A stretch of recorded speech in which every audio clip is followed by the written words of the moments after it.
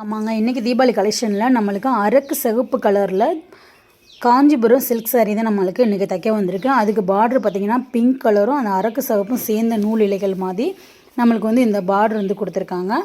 அதே மாதிரி முந்தி பார்த்திங்க அப்படின்னா பிங்க் கலரில் முந்தி இருக்குது. இந்த மாதிரி மாங்காய் டிசைன் வச்சுட்டு இந்த மாதிரி கொடி டிசைனு இந்த மாதிரி ஃபுல்லாக முந்தி ஃபுல்லாகவே பார்த்திங்கன்னா இந்த மாதிரி ஒரு டிசைனு.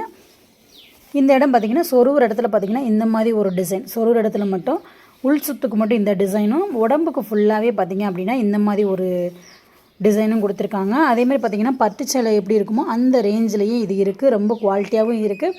அதே மாதிரி இந்த பட்டுச்சேலை மாதிரி இருக்கிறதெல்லாம் பார்த்திங்கன்னா சிலது கட்டவே முடியாது. இது அப்படி கிடையாது, சாஃப்டாக இருக்குது. நம்மளுக்கு மடிப்புமே பார்த்திங்கன்னா சூப்பராக விழுகுது, ரொம்ப சூப்பராக இருக்குது. அதே மாதிரி ப்ளவுஸ் பார்த்திங்க அப்படின்னா பிங்க் கலரில் அந்த முந்திக்கு மேட்சாக வர மாதிரி இந்த மாதிரி கொடுத்துருக்காங்க. அதுக்கு கையில் மட்டும் நம்ம கரை வச்சுட்டு ஃபுல்லாகவே கைக்கு ஃபுல்லாகவே கரை வர மாதிரி நம்ம இந்த ப்ளவுஸை தைச்சிட்டோம்.